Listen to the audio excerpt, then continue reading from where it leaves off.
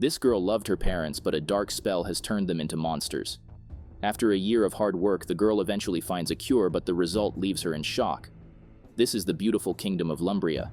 It's full of both magical creatures and deadly monsters. It is ruled by an honest king and his gorgeous queen. Their only child is a teenage girl named Ellian, who loves riding flying animals with her friends. However, for the past few months, Ellian is behaving strangely and spends most of the time in the palace. Her friends want to join her 15th birthday party like they do every year, but Ellian refuses immediately. She believes that she's too old for a birthday party. However, the actual reason is something no one in the kingdom can ever imagine. As soon as Ellian enters the palace, the royal ministers Nazara and Bolinar ask her to meet the king and queen. Ellian's life may look ideal from afar, but only she knows the struggles she has been going through. You may have seen strict parents, but Ellian's parents are literally monsters. It all happened almost a year ago when the king and queen were affected by a dark spell. The deadly magic turned them into monsters with no language or memory of their past lives. They don't even recognize their beloved daughter and behave like wild animals.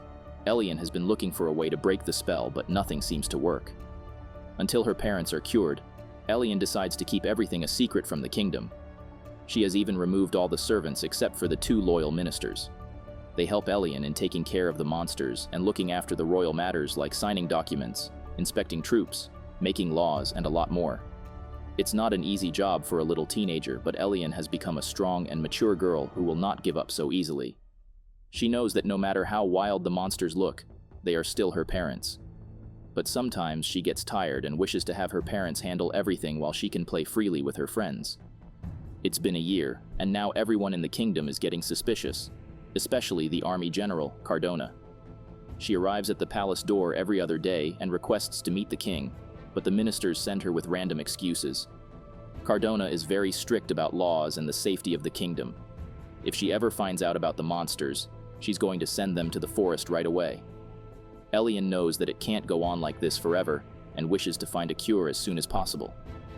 Suddenly, the royal postmaster arrives to update Ellian about her message to the oracles of Sun and Moon. The oracles live in the dark forest of eternal darkness, which is the most treacherous place, so the postmaster sent 8 birds to ensure safe delivery. 7 of them ate enchanted berries and turned into stones, while the last one finally succeeded in coming back alive. He brought a little scroll that reads, "Add water."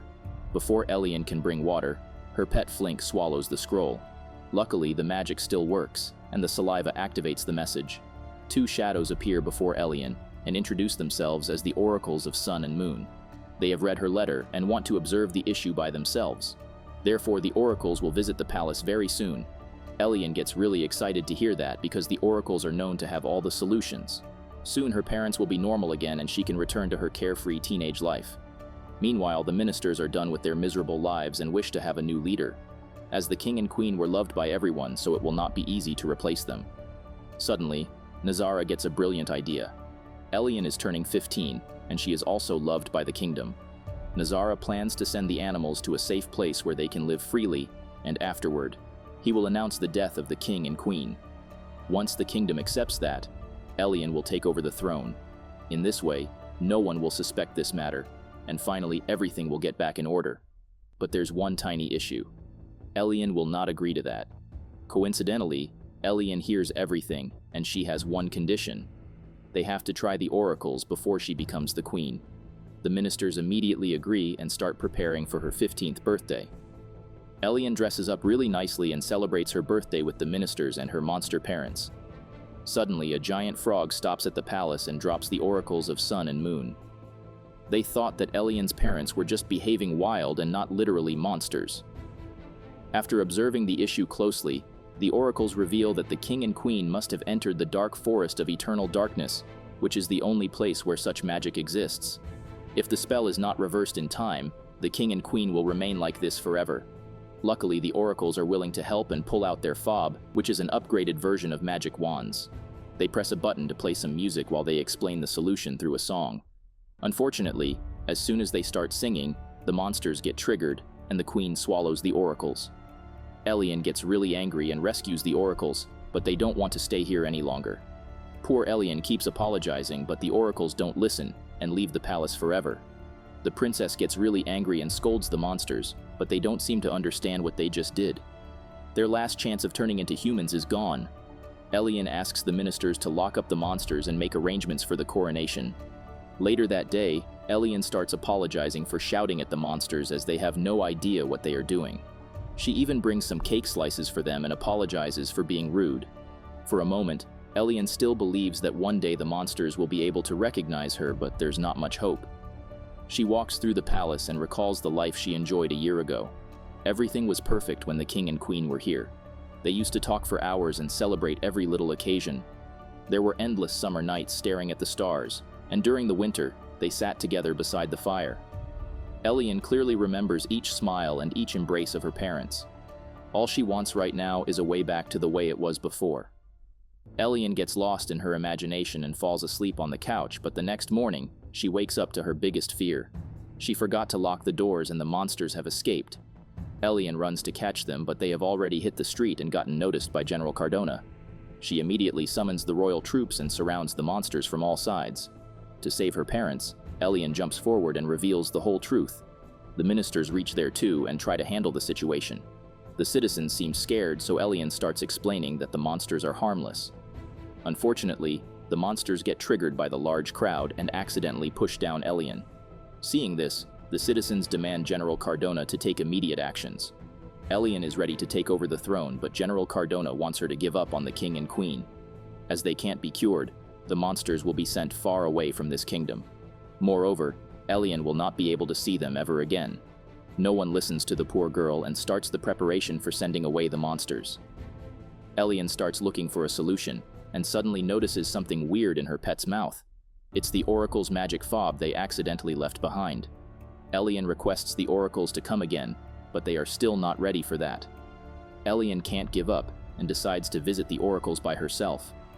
Seeing her determination, the oracles agree to help and tell Ellian to use the magic fob to reach them. Ellian doesn't know much about magic, so she points at the monsters with the fob and says her wish. Suddenly, the monster cages start running like horses and join with the carpet to make a carriage for Ellian.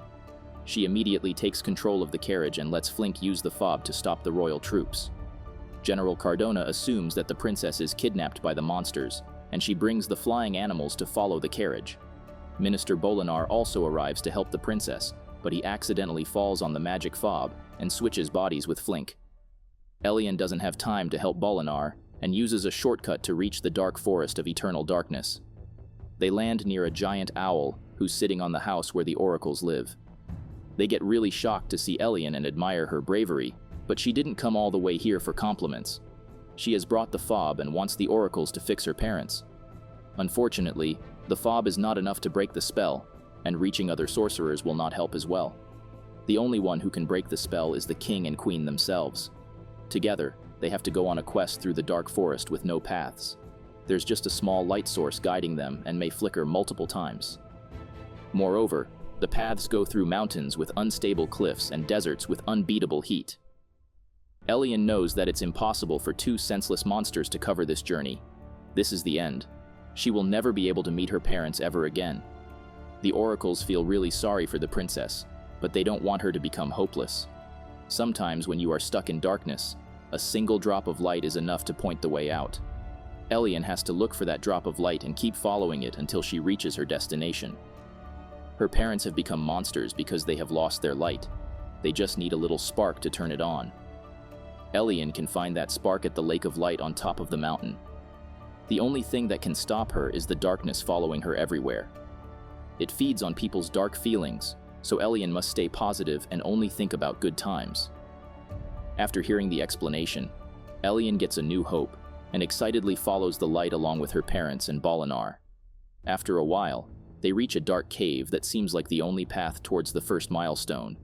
Ellian suddenly notices the royal troops and asks everyone to hide, but Bolinar starts calling for help. Luckily, no one notices the tiny creature. Once the troops are gone, Ellian gets inside the cave that is full of blue, glowing light bubbles. Whenever someone makes a sound, a new bubble is created. Ellian and the monsters really enjoy the bubbles and ask Bolinar to join them, but he's not in a good mood and makes a negative comment. Instead of the soft blue bubbles, the negative comment turns into red, painful rays. Ellian understands what's happening and asks everyone to avoid making angry noises. The monsters stay calm for a while, but then the queen accidentally hits the king's face. He gets really angry and starts fighting with the queen. Their angry noises fill up the cave with painful rays which are hurting poor Ellian. She gets upset on seeing her parents fighting, and her dark feelings get stronger. A whirlwind of darkness reaches there and starts pulling Ellian towards itself. The monsters finally realize what they did and try to help Ellian. Their love for the princess creates positive energy and drives away the darkness. The spell is getting weaker and the monsters start talking like humans. They don't remember their past selves yet, but Ellian is still happy at the progress. The beacon of light appears again and guides them towards the next milestone. On the way, the monsters keep asking a bunch of questions because they can finally communicate. Moreover, Ellian is willing to answer all of their questions because she really missed talking to them. Bolinar is still hopeless and believes that the king and queen are just talking monsters. Ellian doesn't agree with him and tries her best to recover her parents' memories. The monsters like the little princess anyway and keep playing with her. After traveling for a few miles, they reach the top of a mountain, but this is not the place they are looking for. Moreover, the beacon of light has disappeared as well. Ellian keeps waiting for the light for hours, but it doesn't show up. Eventually, the night sets in, but Ellian refuses to give up. While staring at the stars, she asks the monsters if they can remember anything about their past lives. The time when they used to watch stars together and confess their love for each other. Hearing this, the king starts having some flashbacks, but they are not clear. Meanwhile, the queen is struggling to recall anything but doesn't give up. Her determination pays off and she starts calling Ellian by her name. The positive energy drives away the darkness and the beacon of light appears once again. Ellian excitedly heads towards their next milestone, but she doesn't know that the royal troops are just a few miles away. Moreover, Bolinar is leaving behind a trail so he can be rescued as soon as possible. Ellian gets really angry at him and forces him to stop thinking about giving up. They are going to the Lake of Light no matter what happens. Bolinar agrees to stop being selfish, but there are more problems Ellian needs to deal with. The desert they are traveling through is not an ordinary one. The ground turns into quicksand as soon as it gets away from sunlight. Ellian wants to move forward while staying in the sunlight, but there are too many clouds to dodge. Moreover, the royal troops have reached the desert.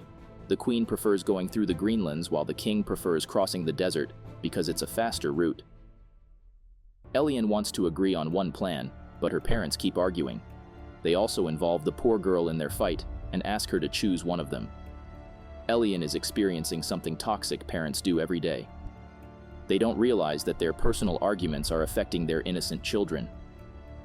Ellian gets really upset, and the darkness whirlwind returns. The sunlight disappears completely, and the desert turns into a sea. Ellian suddenly notices a family of flying wolves suffering in the storm. The baby wolf is stuck and crying for help. Ellian forgets about her own worries and rushes to save the baby. The monsters also give up their conflict and prioritize their daughter's wish. By working together, they succeed in saving the baby and driving away the darkness. The troops are still after them, so the king creates a sandstorm for distraction and hides away with Ellian and the queen. The journey continues towards the Lake of Light, but Bolinar starts making negative comments once again. While talking to him, Ellian loses her parents and gets worried. Suddenly, the ground shakes and hundreds of flinks jump out of it. They are willing to help, but Bolinar needs to prove that he is a real flink by eating their disgusting snack. Bolinar reluctantly eats the snack, but surprisingly, he likes it a lot. He also starts liking other flinks and agrees to sing and dance with them. The flinks give him a tour of their underground home and also help Ellian in finding her parents. Ellian also gets to meet more flying wolves' families. Seeing the wolves playing with the babies, the king and queen start recalling their parenthood. Finally, their memory is recovered. Ellian gets really happy and runs towards the Lake of Light. She jumps in the water and calls her parents, but the lake doesn't accept the king and queen. While looking at their reflection, the king and queen finally remember how they turned into monsters. They kept arguing with each other and the darkness took over them. The king and queen decide to accept that they aren't compatible anymore and must end their relationship. They try to explain this situation to Ellian, but she is not willing to accept. She just wants to go back to the way it was before. Ellian believes that her parents are being selfish and they are not thinking about her. She suffered from hundreds of lonely days and sleepless nights, but ended up seeing her parents getting separated. Ellian gets full of negative emotions, and the darkness surrounds her. Before the monsters can help her, they get caught by the royal troops, and their mouths are tied up as well. Luckily, Bolinar is still free. He teams up with other flinks and unlocks the monsters. After knowing that they are the king and queen, the troops immediately surrender. They all rush to save Ellian, but she is not listening to anybody. The king gets an idea and tries to pour the lake water on Ellian. The queen helps him too, and seeing them working together, Ellian is feeling better. Her parents want to apologize for not considering her feelings. They were so lost in arguments that they forgot about the stress Ellian was facing. Ellian accepts the apology because she knows that nothing can change the fact that she's their daughter. The spell is finally removed and everything gets back to normal. After returning to the palace, the king and queen officially end their marriage, but Ellian can visit them both anytime she wants. Despite starting their new separate lives, the king and queen still work together to give Ellian all the happiness she deserves.